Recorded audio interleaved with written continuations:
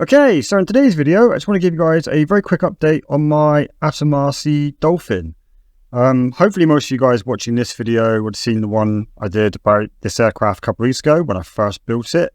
At the end of that video, I spoke a little bit about how the maiden flight went, and I said that it flew fine, but I felt quite underwhelmed by the aircraft because it felt very underpowered and it felt very sluggish. Now, since making that video, I spent a bit of time working on this aircraft, doing some upgrades and also tweaking some of the software side of things. And long story short, my opinion of this aircraft has now completely changed. It flies absolutely fantastic, and I totally get why so many people love this aircraft. Now, I just figured that in today's video, it'd be quite a quick one, but I just very quickly talk to you about what it is I changed this aircraft just to get it flying a lot better. One, just because hopefully you guys will find it interesting, and two, maybe it would be helpful to any of you guys out there if maybe you've got the same aircraft and you also find that yours isn't really flying as well as maybe you might like to.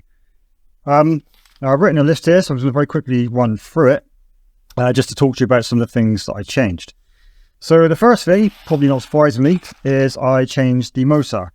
So I got rid of the stock motor and I replaced it with a T-motor F90 1500 kV. The reason why I went for that motor is because a lot of you guys actually recommended it. A lot of you guys wrote on the comments of my last video recommending this motor. And also I saw a couple of other guys on YouTube. I think Visma was one of them. He used this motor and I kind of figured, well, if it's good enough for him, then it's probably good enough for me. I also upgraded the ESC. I don't think I really needed to upgrade the ESC. I'm pretty sure the stock one was rated for 30 amps and I still haven't pulled. I think the most I pulled on this is about 28 amps since doing the upgrade.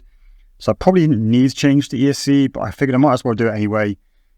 Just because I've heard a few horror stories about how some of these stock Atomrc electronics occasionally burn out for no apparent reason. So yeah, I upgraded the motor and I upgraded the ESC, and changing the motor especially has made a huge improvement on how the aircraft flies. So when I did maiden flight, one of the things I complained about was that when I tried to launch the aircraft, it nearly hit the ground because it really struggled to pick up airspeed. That's absolutely not an issue now. If anything, there's now too much power, which I'll talk to you about in a minute.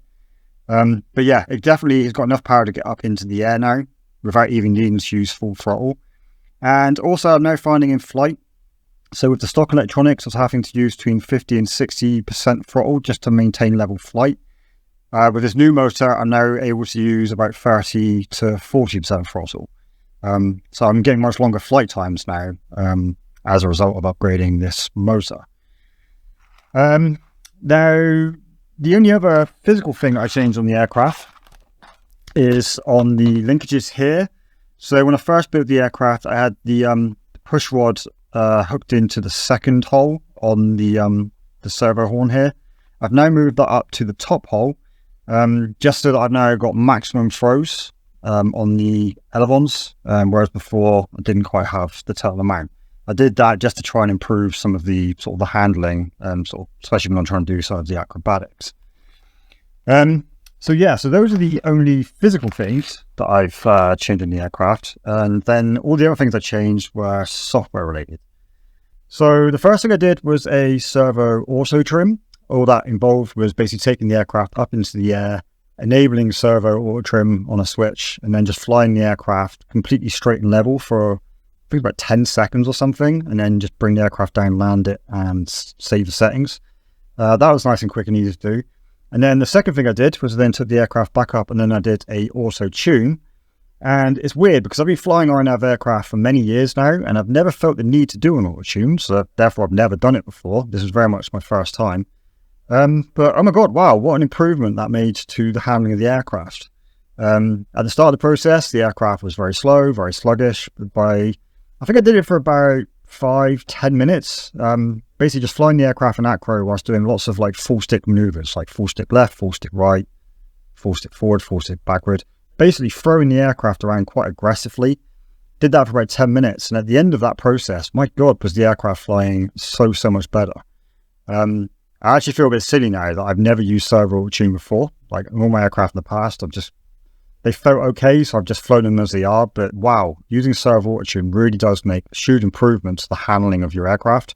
So I'd 100% recommend that to anyone, and I'm certainly going to do it on all my aircraft moving forwards. So yeah, just doing the auto tune combined with putting the new motor on there those two things have made a huge improvement to how well this aircraft flies. I now feel quite impressed with this aircraft, and I really enjoy flying it. Like I said earlier, my opinion of this aircraft has completely changed now from what it was. No longer do I feel underwhelmed by the aircraft, I now feel overwhelmed by the aircraft. It's flying absolutely fantastic. It's very much, it feels like it's flying on rails.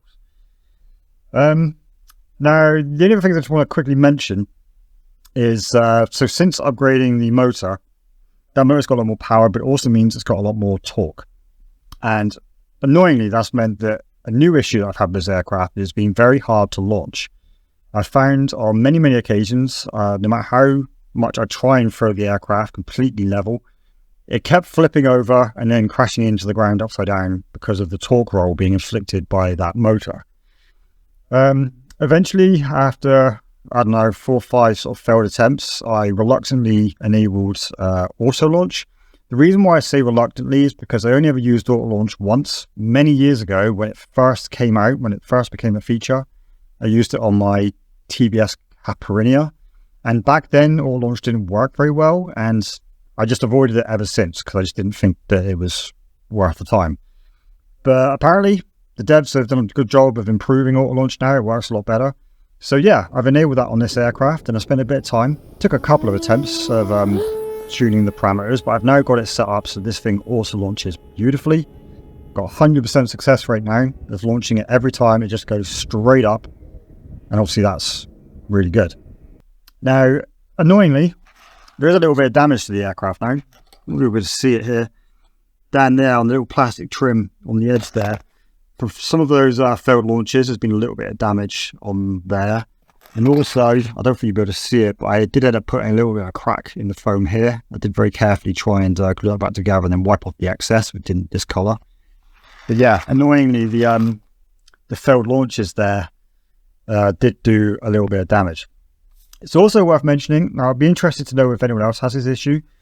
This aircraft is hilarious to try and land. I don't know what it is about this aircraft, but every time I try and land it, no matter how soft and gentle I try and bring it in, as soon as it hits the ground, it bounces straight back up again. Sometimes it'll bounce and then it'll glide for like another 10-20 feet before it comes back down. Other times it'll end up doing cartwheels and it'll be all over the place.